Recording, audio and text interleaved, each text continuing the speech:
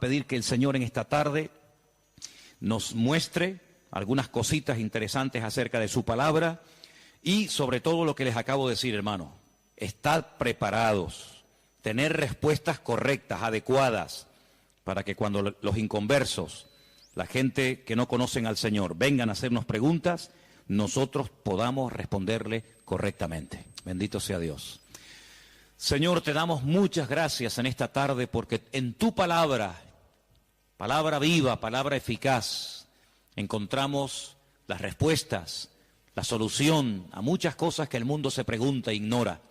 Te pedimos, Dios mío, en el nombre bendito y poderoso de tu amado Hijo Jesús, que todo lo que compartamos en esta tarde sea de bendición, sobre todo para los que están buscando la verdad, para los que quieren adquirir conocimiento y conocer la verdad, verdad que les hará libres. Ayúdanos en esta tarde, Señor, a la luz de tu palabra, a dar respuestas a tantos interrogantes y preguntas que la gente tiene hoy en día. Nos ponemos en tus manos y pedimos que nos des luz y claridad en tu palabra, para que podamos, Dios mío, creer adecuadamente, estar firmes en la fe, sin titubear, sabiendo en quién hemos creído. Ponemos este tiempo de estudio en tu palabra, en el nombre bendito de Jesús. Amén y amén. Bendito sea el Señor. Hermanos, quiero llevarles a 4 textos para comenzar. Y el primero va a estar en Jueces capítulo 11. Nos vamos a lo que llamamos Antiguo Testamento, al capítulo 11 del libro de los Jueces. Y vamos a leer concretamente el versículo 40. Jueces, repito, capítulo 11, versículo 40. Y dice la palabra del Señor lo siguiente. Presten atención a lo que dice ahí nuestro Dios. Jueces 11, 40. Y se hizo costumbre en Israel que de año en año fuesen las doncellas de Israel a endechar a la hija de Jefté, Gaaladita, 4 días en el año. Fíjense la palabra costumbre. Se hizo costumbre, no era costumbre hasta ese tiempo. Antes nadie se iba 4 días por el campo, por el monte, a llorar, a endechar a la hija de nadie. Pero ocurrió algo, ustedes conocen que Jefté hizo un juramento que fue una auténtica locura, y fue la de presentar a su hija en sacrificio al Señor. Y entonces dice la palabra de Dios que a partir de ese día se convirtió en una costumbre en Israel que las jóvenes, que las chicas se fueran por los campos llorando, endechando, lamentándose de lo que le había ocurrido a la hija de Jefté. ¿Era un mandamiento bíblico? ¿Era algo que Moisés enseñó al pueblo de Israel en el desierto? No. Sino que se hizo costumbre. Empezaron un año y otro año, una generación y otra generación, hasta que aquello se convirtió en una costumbre. Y quiero en esta tarde que ustedes se den cuenta de que una cosa es la costumbre, la cultura, las tradiciones, y otra cosa muy diferente es lo que manda y ordena el Señor en su palabra. A nosotros nos tiene que dirigir la palabra de Dios, no las costumbres de las naciones. No es que esta costumbre, esta tradición lleva 500 años celebrándose en mi país o donde sea. Bueno, los años que se llevan celebrando las costumbres, cualquiera que sean, no le dan credibilidad a la costumbre. Durante muchos siglos era normal salir a una plaza pública y torturar o quemar a una persona, y todo el mundo iba como si fuera un espectáculo público, ¿verdad? Porque era la costumbre de la época. Bueno, pero eso no significa que como era la costumbre, pues está bien. Cuidado, la palabra costumbre, hábito, aparece desde un punto de vista positivo y desde un punto de vista negativo. Por ejemplo, la Escritura dice en el Evangelio según San Lucas que el Señor Jesucristo, conforme a su costumbre, iba el sábado a la sinagoga. Bueno, pero es que hay costumbres buenas, ¿sí? Y hay costumbres malas. En este caso era una costumbre que no tiene nada que ver con la palabra, pero como ya la gente lo hacía, pues el otro lo hacía y el otro lo hacía, y yo creo que ya después de años ni la gente sabía realmente el origen de esa costumbre, pero ya como que formaba parte de la cultura de la época. Quédense con ese detalle. Nos vamos al libro de Isaías, capítulo 2. Libro de Isaías, capítulo 2, versículo 6. Y dice lo siguiente, un texto, por cierto, muy interesante. Isaías 2, versículo 6. Ciertamente tú has dejado tu pueblo, la casa de Jacob, porque están llenos de costumbres traídas del oriente y de agoreros, como los filisteos que pactan con hijos de extranjeros. Uno de los reproches que el profeta Isaías lanzaba en la época en la que él le tocó servir al Señor en su ministerio es que ustedes se han llenado de costumbres que no son costumbres con una base bíblica, no son costumbres basados en un mandamiento de la Escritura, sino en costumbres, como dice aquí, importadas, traídas de Oriente, que no tienen nada que ver con ustedes. Por ejemplo, aquí en España, país en el que vivimos, pues se ha metido con una fuerza tremenda una fiesta, que era una costumbre de pueblos paganos, dicho sea de paso, que se ha celebrado hace poco, la famosa fiesta de Halloween, y tú estudias la historia de nuestros pueblos, aquí hay hermanos de otros países de Latinoamérica, y Halloween no tiene absolutamente nada que ver con la cultura latina. Absolutamente. Halloween no tiene nada que ver ni con Argentina, ni Uruguay, ni Venezuela, ni Cuba, ni España. Son costumbres importadas. Costumbres que no tienen nada que ver con nuestra cultura, pero a base de repetirlas y practicarlas un año y otro año, como que ya forman parte de una de las muchas fiestas que hay a lo largo del año. Eso precisamente es lo que dice el profeta Isaías en su época. Ustedes han abierto la puerta y se han llenado de costumbres traídas de Oriente, que no tienen nada que ver con ustedes. Y dicho sea de paso, la mayoría de esas costumbres traídas de Oriente eran costumbres paganas, costumbres que no tenían absolutamente nada que ver con la palabra del Señor. Vamos a avanzar. Libro de Jeremías, capítulo 10. Jeremías, el capítulo 10, leemos lo siguiente, versículo 3, Jeremías 10, versículo 3. Miren qué texto tan interesante. Porque las costumbres de los pueblos son, ¿qué dice ahí? Vanidad, vanidad de vanidades, decía el predicador. Las costumbres de los pueblos son vanidad. Y ahora habla acerca de la idolatría, que era una de las costumbres, no del pueblo de Dios, sino de los pueblos paganos. Ahí la palabra pueblos es la palabra goyín. La palabra goyín significa naciones. Cuando se habla de Israel, se menciona Israel, para que no haya género de duda. Pero cuando se habla de naciones paganas, naciones extranjeras, naciones, digamos, no adoradoras del Dios vivo y verdadero, se les llama goyín, se les llama naciones. Y en este caso dice, las costumbres de esas naciones, de esos pueblos, son todas absolutamente vanidades. Quédense con eso.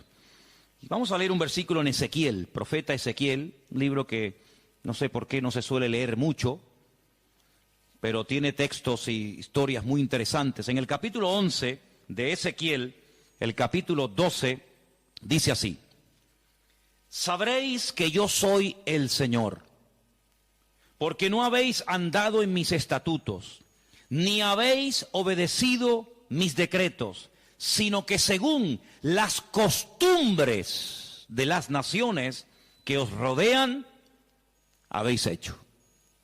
Las costumbres de las naciones que les rodean, esas son las que ustedes están practicando. No los estatutos, ni decretos, ni fiestas, ni celebraciones que nuestro Dios ha ordenado en su palabra, sino que todo lo contrario.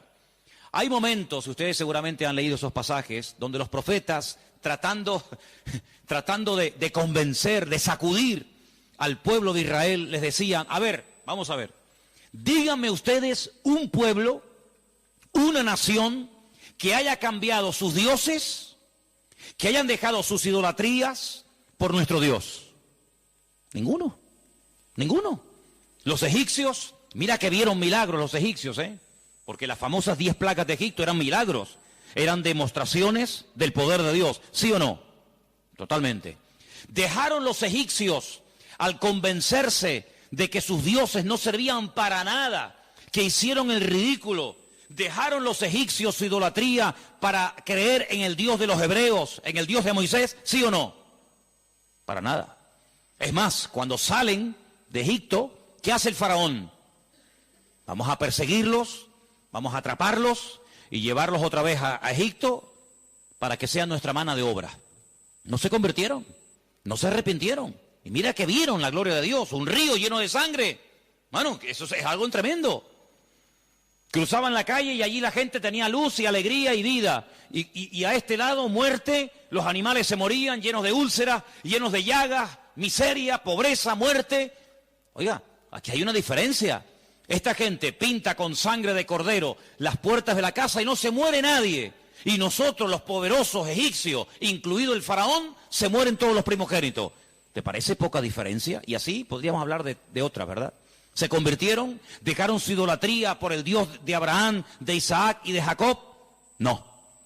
Daniel, en Babilonia, ¿cuántas veces vieron la gloria de Dios a aquella gente? Vieron a Daniel sobrevivir toda una noche y no ser atacado por los leones cuando lo metieron en el foso. ¿Se acuerdan, sí o no? Vieron a aquellos 3 jóvenes que les habían cambiado el nombre, que no se quemaron dentro del horno de fuego. ¿Cambiaron? ¿Recapacitaron? Ninguno. Dice, ¿cómo es posible que ustedes habéis podido comprobar que ninguna nación ha dejado sus dioses, su paganismo, para creer en nuestro Dios? Y sin embargo, ustedes sí lo han hecho. Dejaron al Dios vivo y verdadero para adorar a Moloch, a Milcón, a Astaroth, a Acera, a Baal. ¿Cómo puede ser eso? Pues eso fue lo que pasó. Ellos cambiaron al Dios verdadero por aquellos dioses, y dice el profeta Ezequiel en este pasaje, todo eso que habéis hecho son las costumbres de las naciones que les rodean, pero ustedes, en vez de influenciarles a ellos, que ellos se conviertan a ustedes, ha pasado todo lo contrario. Ustedes se han terminado convirtiendo a ellos. Han adoptado su forma de vivir, su forma de adorar, su forma de cantar, su forma de comportarse. Y esto es algo realmente increíble, porque esto no ha pasado nunca, nunca en la historia de la humanidad. Una nación ha dejado el paganismo, ha renunciado 100% a toda esa mentira y ha abrazado la fe única y verdadera. Sin embargo, ustedes tenían al verdadero y lo han abandonado. Otros profetas utilizaban el término han adulterado, han sido infieles a vuestro Dios. ¿Para adorar a quién? Al Dios de las moscas, al Dios de los excrementos, como hay por ahí un Dios también en la Biblia que se llama el Dios de los excrementos, para adorar a las criaturas en vez de adorar al Creador. Increíble, increíble. Entonces, los profetas que hemos leído, Jeremías, Isaías, Ezequiel y también en el libro de Jueces, dicen que todo eso, esas costumbres son todas vanidades. Y entonces nosotros como creyentes, que hemos, como dice la Biblia, pasado de muerte a vida, cuando nos convertimos al Señor, cuando salimos de donde hemos salido cada uno, pues tenemos con el paso del tiempo que no solamente decirle al Señor, Dios mío, gracias por haberme salvado, gracias por haberme perdonado los pecados, sino que quiero también pedirte, quiero que me ilumines, porque a lo mejor de mi antigua vida, cuando yo no te conocía, cuando andaba en la ignorancia, cuando estaba en la idolatría, en las costumbres que practiqué yo y mi familia durante toda la vida, Señor, quiero que tú me ilumines, por si acaso todavía puede ser que en mi vida, en mi familia, en mi forma de hablar, de pensar, de vestirme, etcétera, etcétera, todavía quedar algo que no está bien, pero que como lo hace todo el mundo, pues no parece que sea tan malo. Porque si os dais cuenta, hermanos, hay cosas que se hacen hoy en día que están mal, pero sin embargo, como las hace todo el mundo, no se ven mal. Por ejemplo, a mí una de las cosas que me llama la atención, cuando voy a lo mejor a algún supermercado, es que de un tiempo a esta parte, en la parte donde está todo lo que es los puros y los cigarrillos y todo esto, es increíble. ¿Os habéis dado cuenta lo que ponen como advertencia, en las cajas de cigarrillos, el cigarrillo mata, ¿eh? El cigarrillo produce enfermedades pulmonares, cáncer, y esto y lo otro. Pero ¿quién hoy en día iría por la calle poniéndole una multa a una persona por fumar? Nadie. ¿Por qué? Porque como lo hace todo el mundo, ya forma parte de una vida normal, pues no se ve tan mal. Pero cuidado, el que lo haga mucha gente no significa de que esté bien, ¿sí o no? Entonces puede ser que a lo mejor algunos de ustedes en algún momento se ha sentido, perdonen la expresión, como un bicho raro en su puesto de trabajo, con los amigos, con la familia, con los vecinos, ¿sí o no? Porque resulta que todo el mundo ve bien, pues ciertas y determinadas cosas que cuando vamos al manual, cuando vamos a la palabra de Dios, resulta que no solamente están mal, sino que incluso son pecado y abominación ante los ojos de Dios. Vaya usted a una manifestación de miles y miles y miles de personas a favor del aborto y párese en esa marcha y diga que el aborto es un crimen, que es un asesinato y que eso es una abominación delante de Dios. ¿Lo matan? ¿Sí o no? ¿Lo matan? Párese usted en una manifestación donde están llevando a una virgen, a un patrón, a un santo y diga, ¿pero qué estáis haciendo? Si nuestro Dios prohíbe todo esto, si eso es abominación delante de nuestro Dios, si en la base mínima, que son los 10 mandamientos, ya se prohíbe categóricamente todo esto, ¿te matan? ¿Por qué? Porque es que esto se ha practicado. Y claro, después ves ahí al alcalde, y ves al teniente alcalde, y ves al concejal de no sé qué, y ves a fulanito de tal, y incluso al rey, y ves a la reina, y ves a la... Entonces parece que como que no está tan mal porque lo practica mucha gente. Y quiero decirte, querido hermano, que en algún momento de tu vida puede ser que tú te sientas como que vas contracorriente, como que la gente como que no te entiende y como que tú estás en otra frecuencia, en otra onda, y es como algo imposible de que lleguen a un entendimiento. Pero al fin y al cabo yo pregunto, hermanos, ¿nosotros a quién tenemos que agradar? ¿A quién tiene que agradar usted? ¿A nuestro Dios, sí o no? Bueno, pues si por agradar a Dios me pongo en contra de la familia, ¿estás dispuesto a pagar el precio? ¿Para qué te vas a bautizar? Con la edad que tú tienes. Si a ti ya te bautizaron tus padres cuando eras pequeñita, no lo pueden entender. Pero saben, hermanos, nosotros, repito, primero a quien tenemos que rendir cuentas a nuestro Dios. Y en segundo lugar, tarde o temprano, como dije el domingo pasado, la fe. Y cuando hablo de la fe, yo no me refiero solamente a la creencia, sino me refiero, cuando hablo de la fe, también aglutino nuestro estilo de vida. Porque nuestra fe es un estilo de vida. Somos diferentes, ¿sí o no? Somos diferentes. Somos diferentes a la hora de hablar, a la hora de pensar, a la hora de reaccionar ante una situación. Somos diferentes, lo queramos reconocer o no, somos gente diferente. Eso incluye también el concepto fe. No solamente que creo en un Dios, en un cielo, en un infierno, en la Biblia como palabra de Dios, sino que la fe me lleva a una serie de cambios. Bueno, pues en ese paquete de mi estilo de vida, yo tengo que pararme y decir, ¿lo que estamos haciendo forma parte de una base bíblica o de costumbres que se han ido traspasando de padres a hijos, de generación en generación? Y yo, como he formado parte toda la vida, evidentemente, de este sistema de vida del mundo, pues las he incorporado como algo normal, pero nunca me paré a preguntarme si lo que yo estaba practicando, si lo que yo estaba creyendo era de Dios o era algo totalmente antibíblico. ¿Quién te convenció a ti? ¿Cuándo te diste cuenta de que adorar imágenes no era de Dios? Algunos de ustedes lo hicieron toda la vida. Pero llegó un momento en el que dijiste, esto no es de Dios, ¿sí o no? El que fue ladrón, el que fue drogadicto, el que practicó la prostitución o cualquier otro pecado. Hay un momento en la vida en el que a la luz de la Escritura, oyendo los mensajes, las predicaciones, leyendo la Biblia, el Espíritu, ¡pam!, te golpeó, ¿sí o no? Te tocó y dijiste, que va, yo no puedo seguir por este camino. Y cuanto más profundices en la Biblia, cuanto más profundices en la palabra, te das cuenta de que uno tiene que cambiar en todo, forma de hablar, a veces, ¿por qué no decirlo?, hasta en la forma de vestir, ¿sí o no?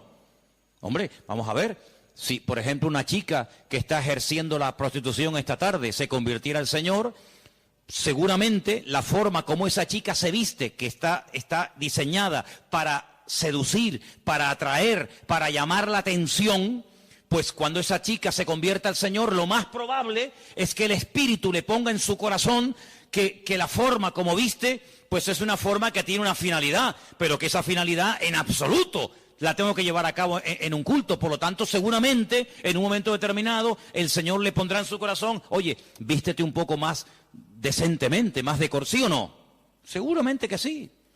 Y el que toda la vida ha estado robando o toda la vida ha estado haciendo daño, seguro que el Espíritu le va a hablar en ese área de su vida. Pero luego hay otras cosas, como hemos leído, costumbres, que como que no las vemos tan mal.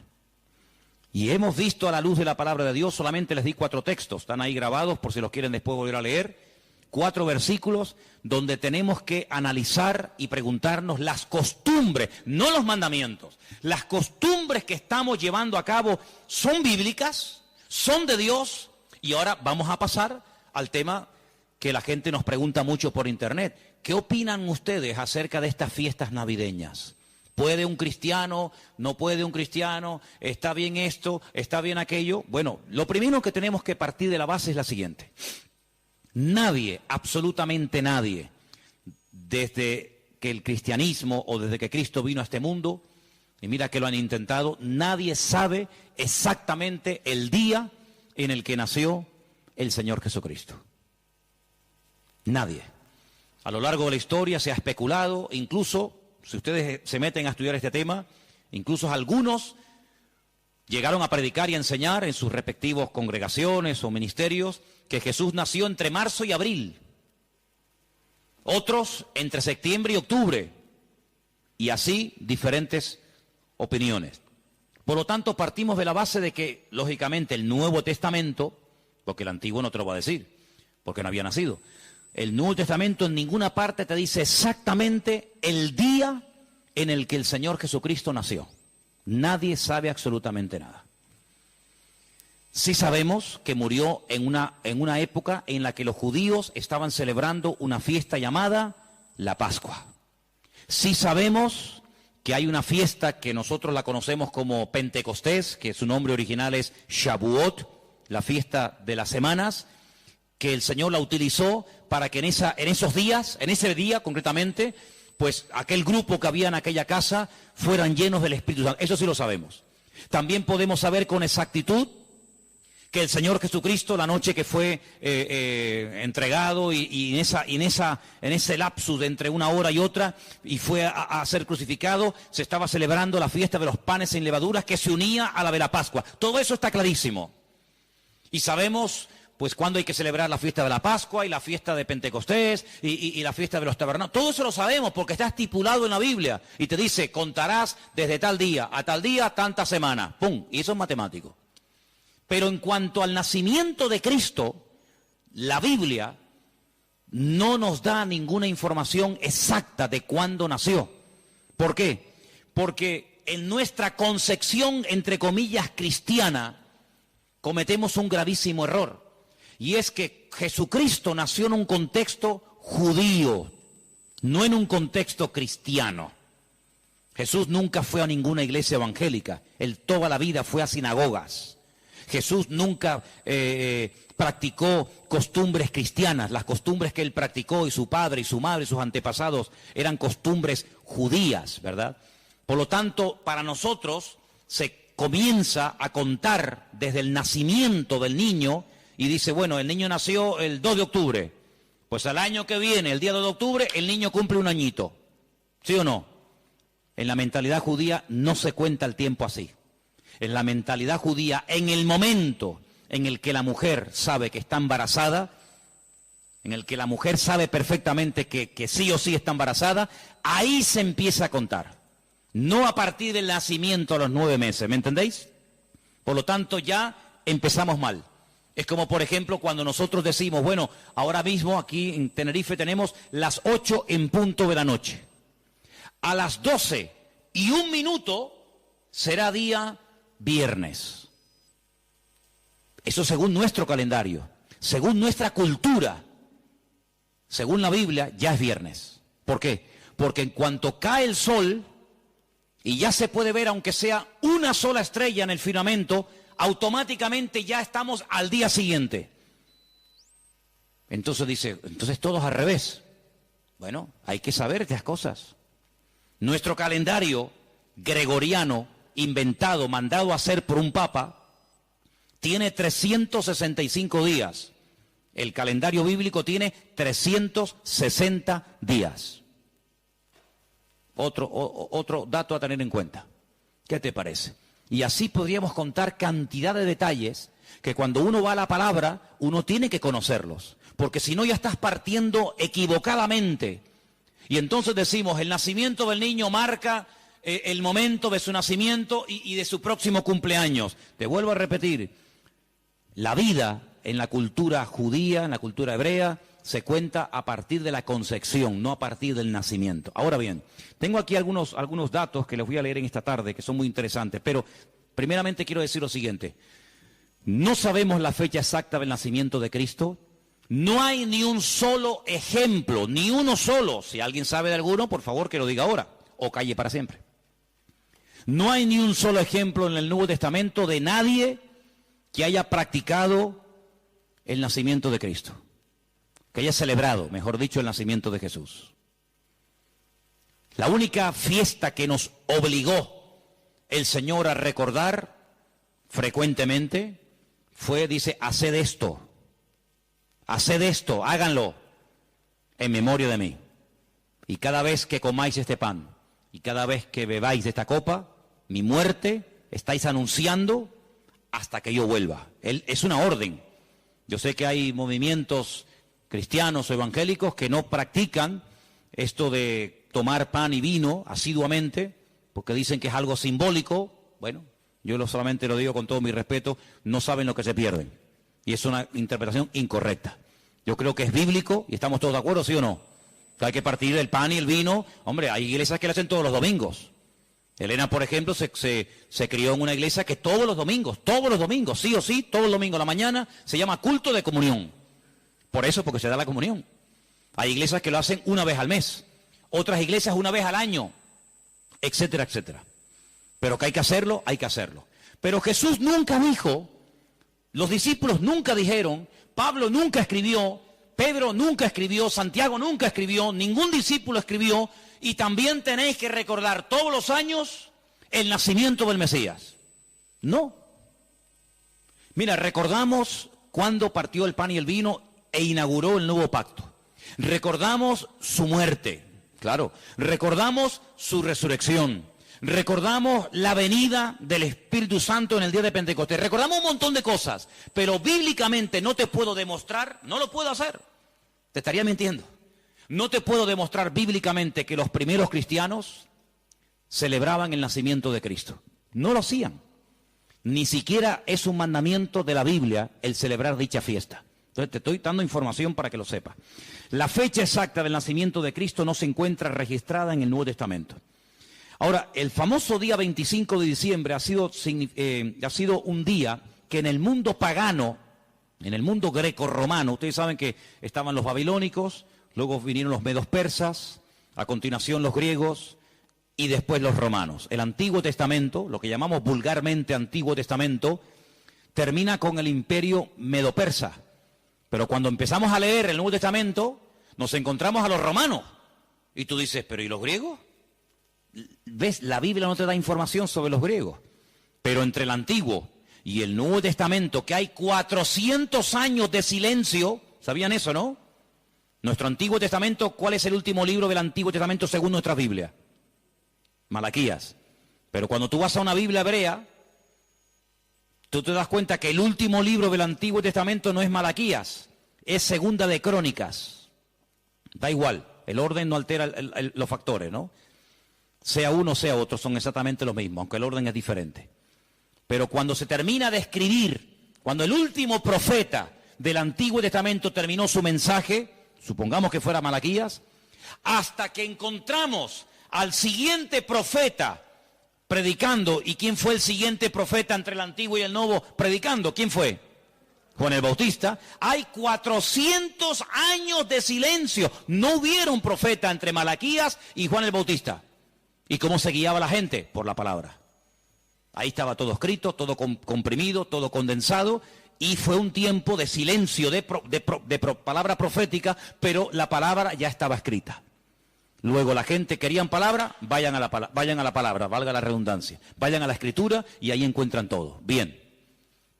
Entonces cuando vamos a estudiar la palabra de Dios, nos encontramos que ese imperio que no aparece en el Antiguo Testamento, que son los griegos, que aparece en esos famosos libros que yo he recomendado muchas veces que lean, Primera y Segunda de Macabeos, que son la familia de los Macab, que significa martillo en hebreo. Los macabeos son los que martillaban, los que machacaban.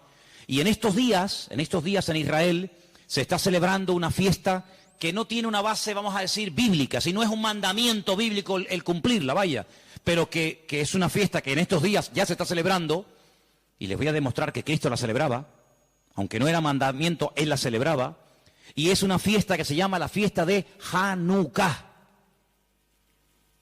Y por eso ustedes cuando van a Israel van a encontrar que hay dos modelos de candelabro diferente. Está el famoso menorá, que tiene 7 brazos, y después se encuentran la Hanukkía. Menorá es el de 7, Hanukkía es el de 9. Y tú dices, ¿qué diferencia hay entre uno de 7 y uno de 9? Bueno, te lo voy a decir. El candelabro de 7, la menorá, era el que se utilizaba primeramente en el tabernáculo y después en el templo, pues para iluminar. No había luz eléctrica, no había un interruptor y se encendía la luz, sino que se ponía aceite, ¿verdad? Se iluminaba para que el sacerdote pudiera moverse y pudiera ministrar en el templo, ¿verdad? Ya dimos en su día una explicación de que el primer versículo, quédense con este dato, el primer versículo de los primeros 5 libros de la Biblia, Génesis 1.1, Éxodo 1.1, Números 1.1, Levítico 1.1 y Deuteronomio 1.1, nos explican todo lo que tiene el menorá. ¿Cuántas palabras tiene en hebreo el primer versículo de Génesis? 7 brazos. Otra característica de la menorá la encontramos en Éxodo 1.1 y así sucesivamente, pero no voy a entrar en detalles acerca de eso. Pero en la época de los seleucidas, en la época de los griegos, déjenme que les cuente algo de historia, que es bueno saberlo. Cuando Alejandro Magno muere, dicen que era homosexual, no dejó descendencia. Es el único imperio que pervive después de la muerte del emperador, pero no en sus hijos, sino en sus generales. Por eso Daniel, cuando está en Babilonia, dice que él vio a un leopardo con 4 cabezas. Y las 4 cabezas son los 4 generales que cuando Alejandro Magno muere, se reparten en 4 pedazos el mundo que había conquistado Alejandro Magno, ¿verdad? Uno de los trozos que se reparte tenía que ver con Israel. Y allí estaba el famoso Antíoco Epifanes, que era terrible, terrible. Ese fue el que se atrevió a meter a un cerdo dentro del lugar santísimo y sacrificarlo y de esa manera, humillar y avergonzar a Dios y en fin, tantas cosas, ¿no? Esa es la famosa abominación desoladora, la profanación del lugar santísimo. En esa época de los griegos había una familia compuesta por una serie de hermanos que se propusieron restaurar la vida política y espiritual de Israel.